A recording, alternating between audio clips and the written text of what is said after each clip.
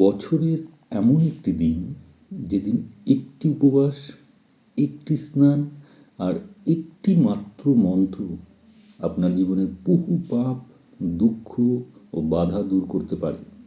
আপনি কি জানেন, শর্তিলা একাদশী, মকর সংক্রান্তি আর গঙ্গাসাগর স্নান, এই তিনটি মহাপুণ্যযোগ একসাথেই আসছে সামনের সপ্তাহে।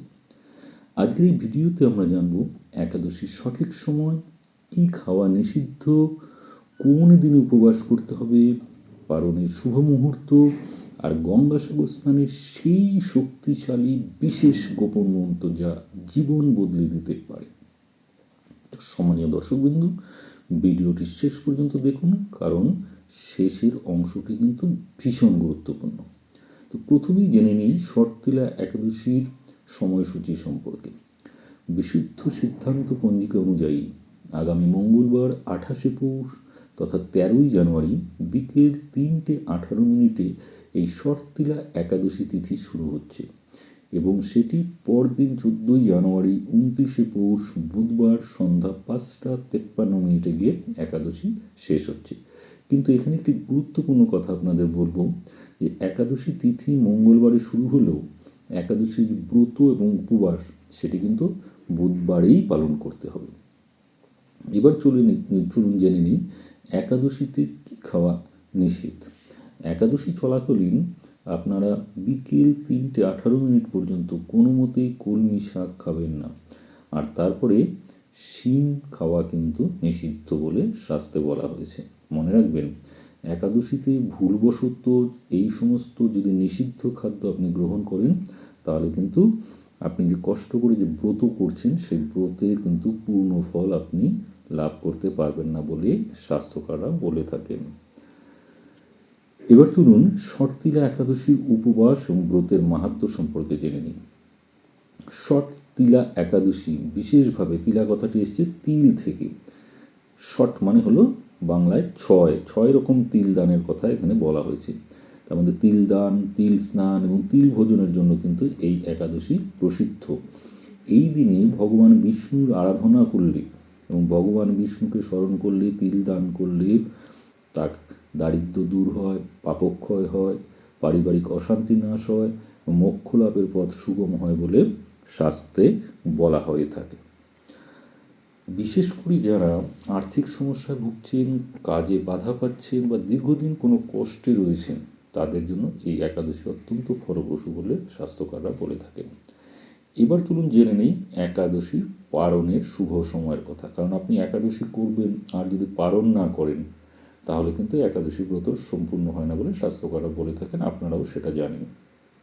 তো বিশুদ্ধ সিদ্ধান্ত পঞ্জিকা মতে শর্তিলা একাদশী ব্রত সম্পূর্ণ হওয়ার পর বৃহস্পতিবার 15ই জানুয়ারি অর্থাৎ 30শে পৌষ সকাল 7:14 থেকে সকাল 9:30 মধ্যে একাদশী পালন করতে হবে।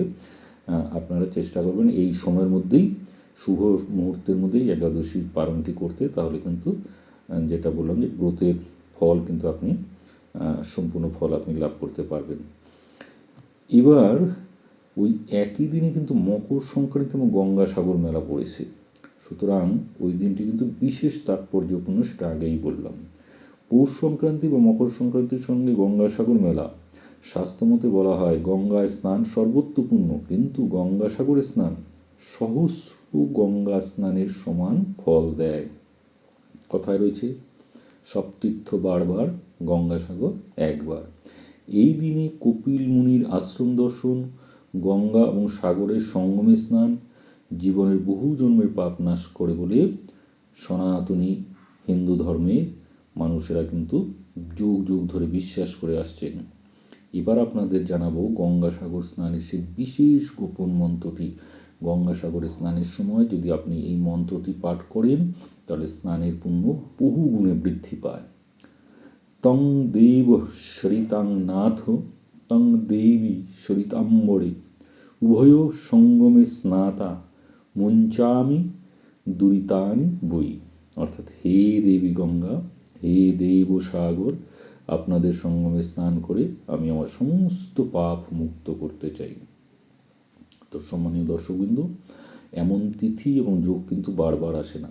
একদিকে শর্তিলা একাদশী, একদিকে মকর সংক্রান্তি, একদিকে গঙ্গাসাগর স্নান। তো এই তিনটির সম্মিলনে এক মহাপুণ্যের সুযোগ আমাদের সামনে এসছে। এই সুযোগকে অবহেলা করবেন না, ভক্তি, নিয়ম এবং বিশ্বাসের সঙ্গে এটা পালন করুন, দেখবেন ভগবান আপনার জীবনে নিশ্চয়ই শুভ পরিবর্তন নিয়ে আসবে। তো সম্মানীয় দর্শকবৃন্দ, যদি ভিডিওটি ভালো লেগে থাকে তাহলে অবশ্যই লাইক করুন, কমেন্ট করুন এবং আপনার ফ্রেন্ড সার্কেলে শেয়ার করুন। আর এমন ধর্মীয় ভিডিও পেতে এবং অ্যাস্ট্রোলজিক্যাল কন্টেন্ট পেতে চ্যানেলটি সাবস্ক্রাইব করতে ভুলবেন না। পাশাপাশি বলবো যে প্রতিদিন যদি এই রকম ধর্মীয় এবং অ্যাস্ট্রোলজিক্যাল কন্টেন্ট পেতে চান তাহলে আমার ফেসবুক অ্যাকাউন্ট এবং ইনস্টাগ্রাম অ্যাকাউন্ট ভিজিট করুন। তো আজকের মতো এতটুকুই। জয় শ্রী বিষ্ণু, জয় মা গঙ্গা।